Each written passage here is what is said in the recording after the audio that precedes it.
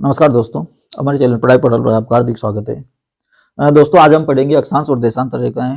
पृथ्वी का जो मॉडल होता है उसको हम ग्लोब कहते हैं और ग्लोब पर आडी और खड़ी रेखाएं आपको दिखेगी जिनको हम अक्षांश और देशांतर रेखाएं कहते हैं। पृथ्वी पर वास्तव में ऐसी कोई रेखाएं नहीं होती है, ये काल्पनिक रेखाएं हैं। किसी भी स्थान की लोकेशन को हम अक्षांश और देशांतर रेखाओं के माध्यम से जान सकते हैं। जैसे मान लीजिए अगर हम भारत की बात करें तो भारत की अक्षांश से स्थिति 8 डिग्री 4 मिनट, उत्तरी अक्षांश से 37 डिग्री 6 मिनट उत्तरी अक्षांश, ये भारत की अक्षांश से स्थिति है। और भारत की देशांतरीय स्थिति 68 डिग्री 7 मिनट, पूर्वी देशांतर से 97 डिग्री 25 मिनट पूर्वी देशांतर, ये भारत की देशांतरीय स्थिति है। मान लीजिए यहाँ से 8 डिग्री 4 मिनट उत्तरी अक्षांश रेखा गुजर रही है, 37 डिग्री 6 मिनट उत्तरी अक्षांश रेखा यहाँ से गुजर रही है। अगर हम केवल अक्षांश रेखाओं के आधार पर कहें तो भारत इन दोनों रेखाओं के बीच में होगा। यहाँ भी हो सकता है, यहाँ भी हो सकता है, यहाँ भी हो सकता है, यहाँ भी हो सकता है, कहीं पर भी भारत हो सकता है, लेकिन दोनों रेखाओं के बीच में ही होगा क्योंकि भारत की अक्षांश से स्थिति 8 डिग्री 4 मिनट उत्तरी अक्षांश से 37 डिग्री 6 मिनट उत्तरी अक्षांश के बीच में है। तो इसका मतलब भारत की लोकेशन कहाँ मिलेगी? इन दोनों रेखाओं के बीच में ही मिलेगी। फिर हम देखते हैं भारत की देशांतरीय स्थिति क्या है। 68 डिग्री 7 मिनट पूर्वी देशांतर से 97 डिग्री 25 मिनट। तो अगर हम देखते हैं, मान लीजिए ये 68 डिग्री 7 मिनट पूर्वी देशांतर रेखा है और एक ये रेखा जो है 97 डिग्री 25 मिनट पूर्वी देशांतर। तो अब हम बता सकते हैं कि भारत कहाँ पर है। ये भारत इन दोनों देशांतरों के बीच में और इन दोनों अक्षांशों के बीच में है। इसका मतलब भारत की जो लोकेशन है वह ये रहेगी। तो अक्षांश और देशांतर रेखाओं की सहायता से हमने भारत की लोकेशन ट्रेस कर ली, भारत की स्थिति जान ली कि विश्व मानचित्र में पृथ्वी पर भारत कहां पर हमें मिलेगा। अक्षांश और देशांतर रेखाएं वास्तव में कोई रेखाएं होती नहीं है, काल्पनिक रेखाएं होती है जो ग्लोब पर खींची जाती है। तो जो आडी रेखाएं ग्लोब पर खींची हुई रहती है उनको हम कहते हैं अक्षांश रेखाएं हैं, और जो खड़ी रेखाएं खींची गई है इनको हम कहते हैं देशांतर रेखाएं। आडी रेखाओं को अक्षांश रेखाएं और खड़ी रेखाओं को हम कहते हैं देशांतर रेखाएं। एक सबसे बड़ी जो आडी रेखा हम पृथ्वी पर खींचते हैं, जो पृथ्वी के केंद्र से होकर गुजरती है, इसको हम कहते हैं भूमध्य रेखा। ये होती है 0 डिग्री पर, इसको हम 0 डिग्री अक्षांश रेखा भी कहते हैं और इसको हम विषुवत रेखा भी कहते हैं। ये पृथ्वी के केंद्र के साथ 0 डिग्री का कोण बना रही है, तो इसको हम 0 डिग्री अक्षांश रेखा भी कहते हैं, भूमध्य रेखा भी कहते हैं, विषुवत रेखा भी कहते हैं। ये जो भूमध्य रेखा है, इस भूमध्य रेखा ने हमारी पृथ्वी को बराबर 2 भागों में बांट दिया। तो हमारी पृथ्वी गोल है, आधा गोला ऊपर रह गया, आधा गोला नीचे रह गया। ऊपर का जो आधा गोला है इसको हम कहते हैं उत्तरी गोलार्ध, और जो नीचे का आधा गोला है इसको हम कहते हैं दक्षिणी गोलार्ध। ऊपर का आधा गोला उत्तरी गोलार्ध, नीचे का आधा गोला दक्षिणी गोलार्ध। गोलार्ध का मतलब ही आधा गोला होता है, गोला प्लस अर्ध, अर्ध मतलब आधा और गोला मतलब गोला। तो उत्तरी गोलार्ध यानी उत्तर का आधा गोला और दक्षिणी गोलार्ध यानी नीचे का आधा गोला। इस 0 डिग्री अक्षांश रेखा के ऊपर जितनी भी रेखाएं हम खींचते हैं इनको हम कहते हैं उत्तरी अक्षांश रेखाएं, और इस 0 डिग्री अक्षांश रेखा के नीचे जितनी भी रेखाएं हम खींचते हैं इनको हम कहते हैं दक्षिणी अक्षांश रेखाएं। हमारी पृथ्वी पर कितनी काल्पनिक रेखाएं खींची गई है, कितनी अक्षांश रेखाएं खींची गई है? पृथ्वी के केंद्र से प्रत्येक 1 डिग्री पर 1 अक्षांश रेखा खींची गई है। केंद्र से 1 डिग्री के कोण पर जो रेखा होती है उसको 1 डिग्री अक्षांश रेखा कहते हैं। केंद्र से 2 डिग्री के कोण पर जो रेखा होगी उसको 2 डिग्री अक्षांश रेखा कहेंगे। केंद्र से 3 डिग्री के कोण पर जो अक्षांश रेखा होगी उसको 3 डिग्री अक्षांश रेखा कहेंगे। तो इस प्रकार से 1 डिग्री, 2 डिग्री, 3 डिग्री, जैसे मान लो यहाँ पर आ गई है 30 डिग्री, ये 30 डिग्री का कोण बना रहा है। ये हमारा पृथ्वी का केंद्र है और ये इसके बेस के साथ 30 डिग्री का कोण बना रहा है। तो इसका मतलब यहां से जो रेखा खींची जाएगी वो 30 डिग्री उत्तरी अक्षांश रेखा होगी। तो इस प्रकार से प्रत्येक 1-1 डिग्री पर ये रेखाएं खींची गई है। 1 डिग्री पर 1 डिग्री अक्षांश रेखा, 2 डिग्री पर 2 डिग्री अक्षांश रेखा, 30 डिग्री पर 30 डिग्री अक्षांश रेखा, 40 डिग्री पर 40 डिग्री। इस प्रकार से लास्ट में यहाँ पर आ जाएगी अपने 90 डिग्री, ये 90 डिग्री। तो इसका मतलब 1-1 डिग्री के अंतर पर अगर हम रेखाएं खींचती है तो इस भूमध्य रेखा के ऊपर कितनी अक्षांश रेखाएं हो जाएंगी? 90 अक्षांश रेखाएं हो जाएगी। 1 डिग्री वाली, 2 डिग्री वाली, 3 डिग्री वाली, 10 डिग्री वाली, 50 डिग्री वाली, 60 डिग्री वाली और लास्ट में 90 डिग्री वाली। तो इस प्रकार से कितनी रेखाएं हो गई? 90 रेखाएं हो गई। इसी प्रकार से नीचे अगर हम खींचे तो एक एक डिग्री पर नीचे भी रेखाएं खींची जाएगी, जिनको हम दक्षिणी अक्षांश रेखाएं कहते हैं। इनकी संख्या भी कितनी रहेगी? इनकी संख्या भी 90 रहेगी, क्योंकि ये भी इस पृथ्वी के बेस के साथ ये 90 डिग्री का कोण इस प्रकार से बनेगा और यहाँ पर लास्ट में 90 डिग्री वाली रेखा आएगी। तो यहाँ से यहाँ तक टोटल कितनी रेखाएं हो जाएगी? 90 रेखाएं हो जाएगी। यानी हमारी पृथ्वी पर टोटल कितनी अक्षांश रेखाएं हैं, या ग्लोब पर टोटल कितनी अक्षांश रेखाएं हैं? तो 0 डिग्री के ऊपर कितनी रेखाएं हैं? 90। 0 डिग्री के नीचे कितनी है? 90। और ये खुद 0 डिग्री वाली। तो इस हिसाब से अगर हम देखें तो अक्षांश की टोटल अक्षांश कितने हो गए? टोटल अक्षांश हो गए 90 + 90 + 1 बराबर 181। ये टोटल अक्षांश हो जाते 181। लेकिन जो 90 डिग्री उत्तरी अक्षांश जो उत्तरी ध्रुव पर स्थित है और 90 डिग्री दक्षिण अक्षांश जो दक्षिण ध्रुव पर स्थित है, ये कोई रेखाएं नहीं है, ये केवल बिंदु है। ये केवल बिंदु है, क्योंकि रेखाएं क्या है? इस प्रकार से खींची गई है। ये पृथ्वी गोल है और इसके चारों तरफ इस प्रकार से रेखाएं खींची गई है, लेकिन यहाँ पर चारों तरफ खींचने के लिए कुछ बचा ही नहीं। ये इसका टॉप आ गया, ये इसका अंतिम सिरा आ गया, ऊपरी सिरा आ गया। तो यहाँ पर क्या बनेगा? एक बिंदु बनेगा। तो इसका मतलब ये कोई रेखा यहाँ पर होगी नहीं। तो इनको क्या है? ग्लोब पर इनको रेखा के रूप में नहीं दर्शाया गया है। तो अगर हम ग्लोब पर रेखाओं की बात करें, अक्षांश रेखाओं की, ग्लोब पर अगर अक्षांश रेखाओं की बात करें तो ये रेखाएं कितनी होती है? ये रेखाएं होती है 181 - 2। टोटल अक्षांश कितने हो गए? 181 हो गए। 90 ऊपर वाले, 90 नीचे वाले और एक 0 डिग्री वाला। तो कितने हो गए? 181 अक्षांश हो गए। और अक्षांश रेखाएं कितनी हो गई? क्योंकि इन दोनों को अगर माइनस कर दे, दोनों रेखाएं नहीं है, दोनों क्या है? बिंदु है केवल। तो इसको माइनस कर दे तो अक्षांश रेखाओं की संख्या हो जाती है 179। तो हमारे ग्लोब पर अक्षांश रेखाओं की संख्या होती है 179। लेकिन यदि ये चीज मानचित्र पर पूछ लिया जाए, क्वेश्चन अगर इस प्रकार से दे दिया जाए कि मानचित्र पर टोटल कितनी अक्षांश रेखाएं होती है, तो मानचित्र पर टोटल 181 अक्षांश रेखाएं होती है। मानचित्र पर 181 अक्षांश रेखाएं होती है और ग्लोब पर 179 अक्षांश रेखाएं होती है। या फिर इस प्रकार से पूछ लिया जाए कि पृथ्वी को कितने अक्षांशों में विभाजित किया गया है, तो 181 में, और पृथ्वी पर कितनी अक्षांश रेखाएं हैं, तो 179 ये अक्षांश रेखाएं होती है। अक्षांश रेखाओं की विशेषताएं क्या क्या होती है? सबसे बड़ी अक्षांश रेखा, सबसे बड़ी अक्षांश रेखा कौन सी होगी? बीच में से पृथ्वी सबसे मोटी है और ध्रुवों की ओर चलते हैं तो उसकी मोटाई कम होती जाती है। तो जो बीचों बीच जो रेखा केंद्र के चारों ओर पृथ्वी के बीचों बीच जो अक्षांश रेखा खींची जाएगी वही सबसे बड़ी अक्षांश रेखा होगी। और बीचों बीच कौन सी खींची गई है? ये 0 डिग्री अक्षांश रेखा खींची गई है, जिसको हम विषुवत रेखा भी कहते हैं, जिसको हम भूमध्य रेखा भी कहते हैं। तो सबसे बड़ा व्रत पृथ्वी पर बनेगा, वो बनेगा विषुवत व्रत। इन रेखाओं को क्या कहते हैं? व्रत भी कहते हैं, क्योंकि ये रेखाएं क्या होती है? वृत्ताकार होती है। अक्षांश रेखाएं क्या होती है? वृत्ताकार होती है, पूरी वृत्ताकार होती है, पूरी पृथ्वी के चक्कर लगाती है इस प्रकार से। तो यहाँ से जाएगी ये, तो इधर पीछे होके और इस प्रकार से पूरा चक्कर लगाएगी। तो इनको हम क्या कहते हैं? अक्षांश रेखाएं भी कहते हैं, इनको हम अक्षांश व्रत भी कहते हैं। तो सबसे पृथ्वी पर बनने वाला सबसे बड़ा व्रत या अक्षांश व्रत कौन सा होगा? 0 डिग्री अक्षांश रेखा या विषुवत व्रत होगा। और अगर कहते हैं कि पृथ्वी पर सबसे बड़ी अक्षांश रेखा कौन सी है, तो भी क्या आएगा? 0 डिग्री अक्षांश रेखा या भूमध्य रेखा या विषुवत रेखा। तो सबसे बड़ी अक्षांश रेखा कौन सी हो गई? भूमध्य रेखा। ये सबसे बड़ी अक्षांश रेखाएं होती है। दूसरी जो बात है जो आपको याद रखनी है कि ये जो अक्षांश रेखाएं है, इन अक्षांश रेखाओं के बीच की जो दूरी है ये सदैव बराबर रहती है। दो अक्षांश रेखाओं के बीच की दूरी कभी न तो घटती है न बढ़ती है। ऊपर जाओगे तो भी दो अक्षांश रेखाओं के बीच की दूरी वही रहेगी, नीचे आओगे तो भी वही रहेगी। दो अक्षांश रेखाओं के बीच की दूरी हमेशा लगभग 111 किलोमीटर होती है। कितनी होती है? 111 किलोमीटर होती है। ये न घटती है न बढ़ती है। दो अक्षांश रेखाओं के बीच की दूरी हमेशा समान रहती है। दो अक्षांश रेखाओं के बीच की दूरी बराबर कितनी है? लगभग 111 किलोमीटर, जो हर जगह समान होती है, जो हर जगह समान होती है।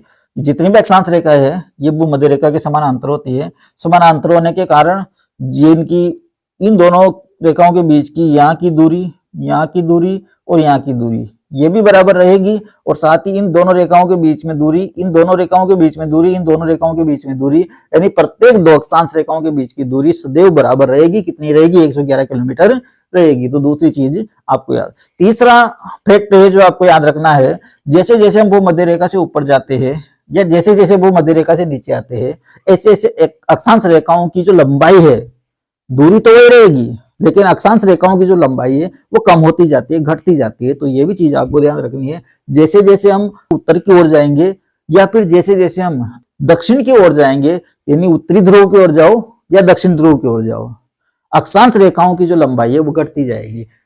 ये सबसे बड़ी अक्षांश रेखा है, ये वाली इससे छोटी है, ये वाली इससे छोटी आएगी, ये वाली और इससे छोटी आएगी, ये वाली और छोटी आएगी, और लास्ट में तो क्या हो जाएगा? एक बिंदु बिंदु रह जाएगा। जैसा अभी भी हमने डिस्कस किया था कि 90 डिग्री उत्तरी अक्षांश रेखा और 90 डिग्री दक्षिण अक्षांश रेखा है, मात्र एक बिंदु है। तो जैसे जैसे हम ध्रुवों की ओर जाते हैं, इन अक्षांश रेखाओं की जो लंबाई है वो घटती जाती है। तो दूसरा फैक्ट है आपको याद रखना है, भूमध्य रेखा से ध्रुवों की ओर जाने पर अक्षांश रेखाओं की लंबाई घटती जाती है।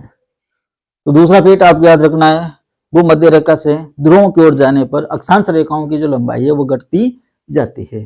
तो अक्षांश रेखाओं के बारे में हमने क्या क्या चीजें ध्यान रखी? इनकी संख्या, टोटल अक्षांश है 181, रेखाएं ग्लोब पर है 179, सबसे बड़ी अक्षांश रेखा या सबसे बड़ा पृथ्वी पर बनने वाला सबसे बड़ा अक्षांश व्रत विषुवत व्रत या भूमध्य रेखा। दो अक्षांशों के बीच की दूरी हमेशा बराबर रहेगी।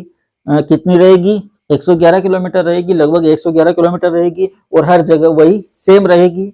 भूमध्य रेखा से ध्रुवों की ओर अगर हम जाते हैं तो इन अक्षांश रेखाओं की जो लंबाई है वो कम होती जाती है, घटती जाती है। तो ये अक्षांश रेखाओं के बारे में कुछ सामान्य जानकारी थी। अब हम देखते हैं पृथ्वी पर कुछ महत्वपूर्ण अक्षांश रेखाएं कौन कौन सी है। हमारी पृथ्वी पर विशेष अक्षांश रेखाएं जो है वो विशेष अक्षांश रेखाएं है। पहली विशेष अक्षांश रेखा है हमारी 0 डिग्री अक्षांश रेखा, जिसको हम भूमध्य रेखा भी कहते हैं और जिसको हम विषुवत रेखा भी कहते हैं, जिसको हम विषुवत व्रत भी कहते हैं। इसके बाद इसके ऊपर 23.5 डिग्री उत्तरी अक्षांश रेखा, यानी भूमध्य रेखा से जैसे जैसे हम ऊपर जाएंगे, भूमध्य रेखा के ऊपर वाली जितनी भी रेखाएं हैं वो सब की सब उत्तरी अक्षांश रेखाएं हैं, और भूमध्य रेखा के नीचे वाली जितनी भी अक्षांश रेखाएं हैं वो सब की सब दक्षिण अक्षांश रेखा है। तो 23.5 डिग्री उत्तरी अक्षांश रेखा, जिसको हम कहते हैं कर्क रेखा, इसको हम क्या कहते हैं? कर्क रेखा कहते हैं। इसी प्रकार से 23.5 डिग्री दक्षिणी अक्षांश रेखा, ये उत्तरी अक्षांश रेखा है, ये दक्षिण अक्षांश रेखा है। 23.5 दक्षिणी अक्षांश रेखा को हम कहते हैं मकर रेखा। ये होगी अपनी भूमध्य रेखा, ये होगी कर्क रेखा, और ये हो गई मकर रेखा। फिर इसके बाद एक विशेष जो रेखा हमारी ये है 66 से 1/2 डिग्री उत्तरी अक्षांश रेखा, जिसको हम कहते हैं आर्कटिक रेखा। और इसी प्रकार से 66.5 डिग्री दक्षिणी अक्षांश रेखा, इसको हम कहते हैं अंटार्कटिक रेखा, इसको हम कहते हैं अंटार्कटिक रेखा। तो ये विशेष रेखाएं हैं हमारी पृथ्वी पर। भूमध्य रेखा 0 डिग्री अक्षांश रेखा, कर्क रेखा 23.5 डिग्री उत्तरी अक्षांश रेखा, आर्कटिक रेखा 66 डिग्री उत्तरी अक्षांश रेखा, मकर रेखा 23.5 डिग्री दक्षिणी अक्षांश रेखा, और अंटार्कटिक रेखा 66 डिग्री दक्षिणी अक्षांश रेखा। तो ये विशेष रेखा है जो हमें याद रखनी है। अब हम देखेंगे कि हमारी पृथ्वी पर, जैसा कि हमें पता है, पृथ्वी पर 7 महाद्वीप है। हमें ये चीज भी याद रखनी है, ये बात भी याद रखनी है कि कौन सी रेखा है कौन कौन से महाद्वीप से गुजरती है।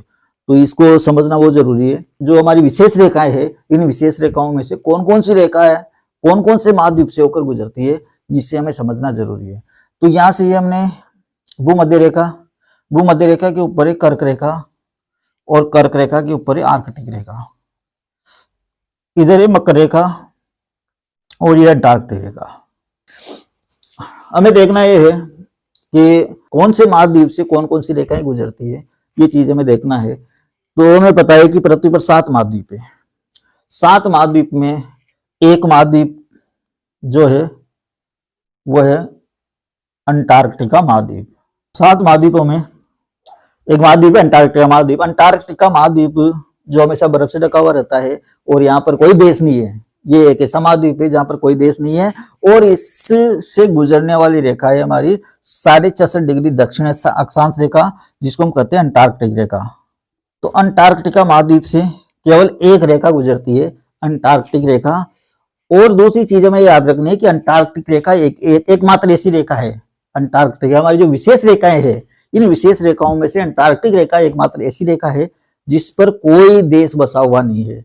अंटार्कटिक रेखा पर कोई देश बसा हुआ नहीं है, केवल मात्र एक महाद्वीप है जिस पर से वो करिए गुजरती है, केवल मात्र एक महाद्वीप है जिस पर से वो करिए गुजरती है, अंटार्कटिका महाद्वीप। और वह भी ऐसा महाद्वीप है जिस पर कोई देश नहीं है। तो इसका मतलब अंटार्कटिका रेखा पर हमें केवल इतनी सी बातें याद रखनी है, अंटार्कटिका महाद्वीप से गुजरती है और इस पर कोई देश नहीं है। तो एक महाद्वीप हो गया और एक रेखा हो गई। अब हमारे पास इंपॉर्टेंट रेखाओं में से बची 1 2 3 तीन ही इंपॉर्टेंट रेखा और एक आर्कटिक रेखा, टोटल 4 रेखाएं हमारे पास बचती है और हमारे पास बचते हैं 6 महाद्वीप। एक महाद्वीप तो हो गया अंटार्कटिका महाद्वीप, जिसमें से सिर्फ अंटार्कटिका रेखा गुजरती है और कोई सी भी रेखा नहीं गुजरती। इसके बाद कितने महाद्वीप बचे हमारे पास? बचे 6 महाद्वीप।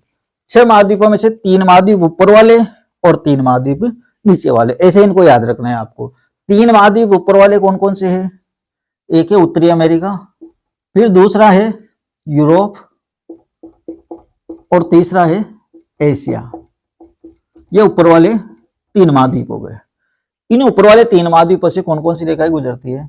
यहां से अगर हम बात करें, सबसे पहले लेते हैं उत्तरी अमेरिका को। तो ये जो उत्तरी अमेरिका महाद्वीप है, ये उत्तरी अमेरिका महाद्वीप, ये दो ऊपर वाली जो 2 रेखाएं हैं, तो ऊपर वाली दोनों रेखाएं उत्तरी अमेरिका महाद्वीप से गुजरती है। आपको इसी प्रकार से इनको याद रखना है। उत्तरी अमेरिका महाद्वीप इन 2 रेखाओं में फैला हुआ है। ऊपर वाली दोनों कौन से है? ये आर्कटिक रेखा है और ये कर्क रेखा है। ये आर्कटिक रेखा है, ये कर्क रेखा है, ये भूमध्य रेखा है, ये मकर रेखा है। तो इस फैक्ट को अच्छी तरह से अपने दिमाग में बैठा लेना, बहुत इंपॉर्टेंट है। यहाँ से क्वेश्चन कई बार आते रहते हैं। तो ये उत्तरी अमेरिका महाद्वीप है जो केवल आर्कटिक रेखा और कर्क रेखा दोनों रेखाएं इस उत्तरी अमेरिका महाद्वीप से गुजरती है। फिर अगर हम बात करें यूरोप महाद्वीप, तो यूरोप महाद्वीप केवल ये एक रेखा, यूरोप महाद्वीप से गुजरने वाली केवल एक रेखा ही, सबसे ऊपर वाली रेखा। सबसे ऊपर वाली रेखा कौन सी है? आर्कटिक रेखा। सबसे ऊपर वाली आर्कटिक, उसके बाद वाली कर्क रेखा, उसके बाद वाली भूमध्य रेखा। अभी हम पूरा ध्यान इन 3 रेखाओं पर दे रहे हैं। सबसे ऊपर वाली आर्कटिक रेखा, फिर कर्क रेखा और ये भूमध्य रेखा।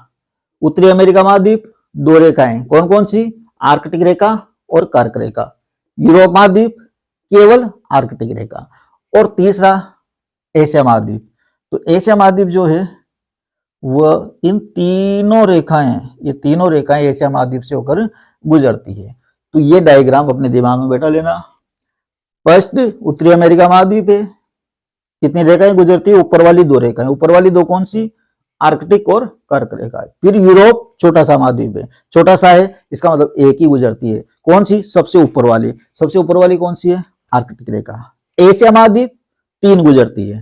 3 कौन सी? तीनों ऊपर वाली। तीनों ऊपर वाली कौन कौन सी? आर्कटिक, कर्क और भूमध्य रेखा। तो 3 महाद्वीप हो गए।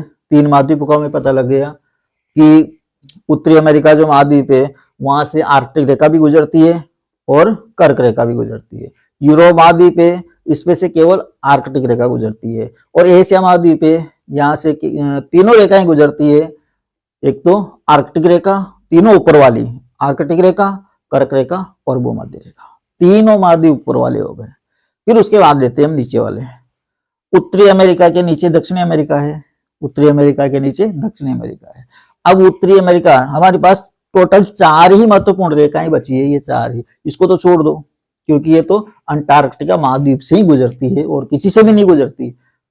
तो अगर उत्तरी अमेरिका से 2 रेखाएं गुजर रही है तो दक्षिणी अमेरिका से ये नीचे वाली 2 गुजरेगी, ये दक्षिणी अमेरिका से नीचे वाली 2 गुजरेगी। तो ये चारों हो गई, उत्तरी अमेरिका और दक्षिणी अमेरिका। फिर अगर यूरोप के नीचे क्या है? अफ्रीका। उत्तरी अमेरिका के नीचे क्या है? दक्षिण अमेरिका। यूरोप के नीचे क्या है? अफ्रीका। और एशिया के नीचे क्या है? ऑस्ट्रेलिया। बस इतना सा ध्यान रखना है आपको।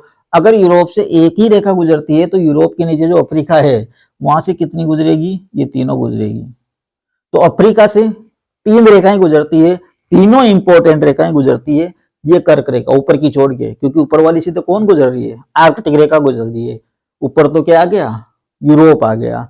ये नीचे वाले महाद्वीप ले रहे हैं हम, ऊपर वाले हमने पहले ले लिए। तो यूरोप ऊपर है, यहाँ से केवल एक रेखा गुजरती है, आर्कटिक रेखा।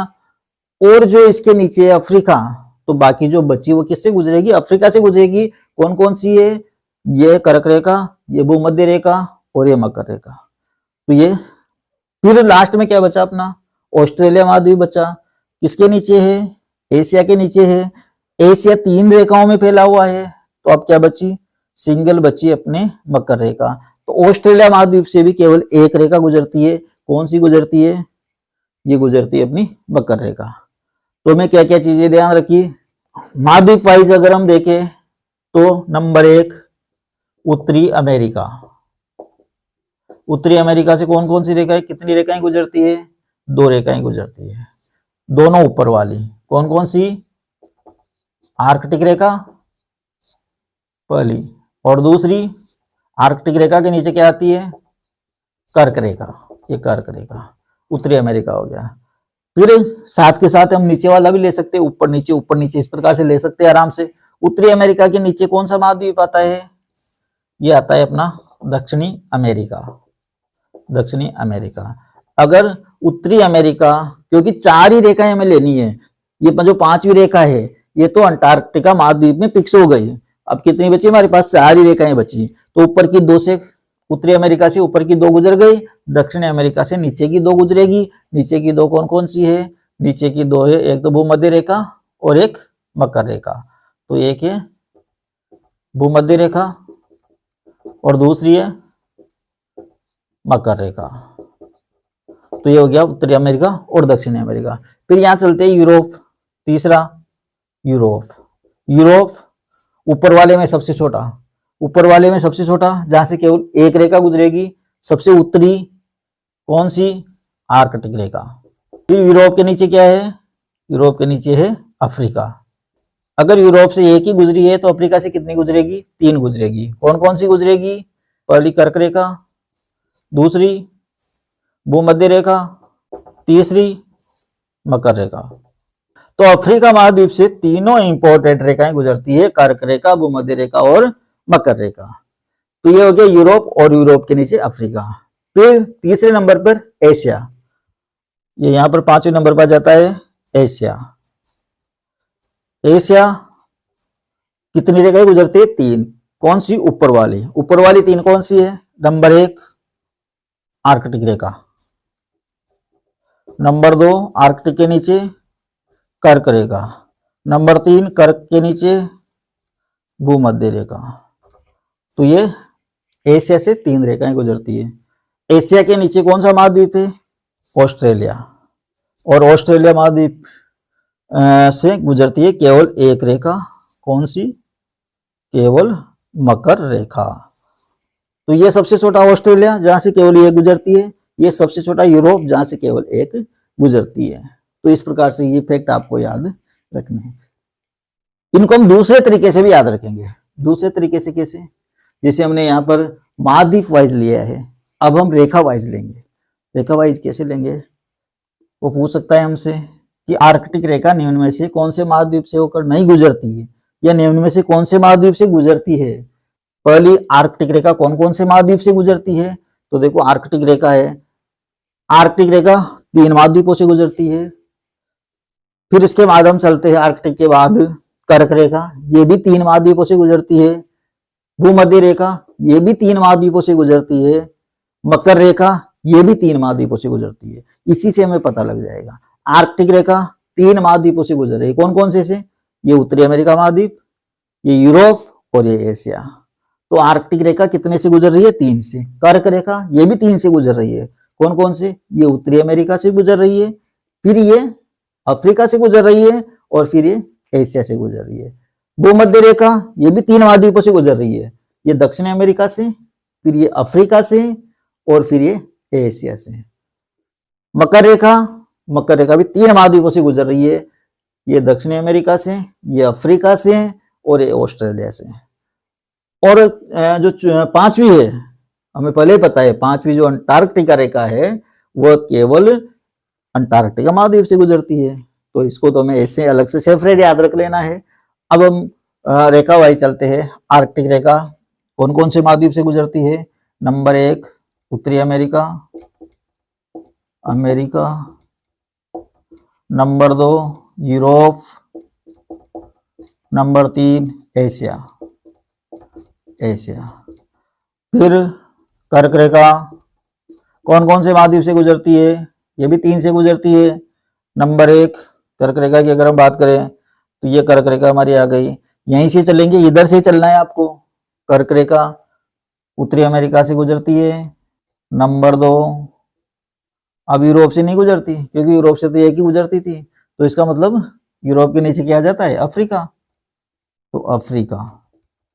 और नंबर 3 वही एशिया, नंबर 3 में क्या आ जाएगा? एशिया। ये एशिया, क्योंकि तीनों रेखाएं गुजर रही है एशिया से, ये भी गुजर रही है, ये भी गुजर रही है, ये भी गुजर रही है, तो एशिया आर्कटिक रेखा में भी आएगा, कर्क रेखा में भी आएगा और भूमध्य रेखा में भी आएगा। कर्क रेखा हो गई। तीसरी भूमध्य रेखा। भूमध्य रेखा कौन कौन से देशों से गुजरती है? तो यहां से चले अपन, यहां से ये 2 में तो उत्तरी अमेरिका आ गई, नीचे के 2 में दक्षिणी अमेरिका आ जाता है। तो पहला दक्षिणी अमेरिका, दूसरा ये अफ्रीका, तीसरा ये भूमध्य रेखा, ये तीसरा एशिया, भूमध्य रेखा हो गई। लास्ट में मकर रेखा।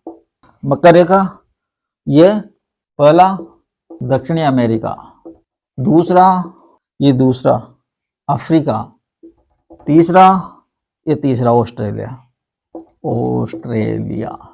तो सब 3 महाद्वीपों से गुजरती है। लास्ट में बची एक अंटार्कटिक रेखा, और ये केवल एक महाद्वीप से गुजरती है, अंटार्कटिका महाद्वीप, ये अंटार्कटिका महाद्वीप।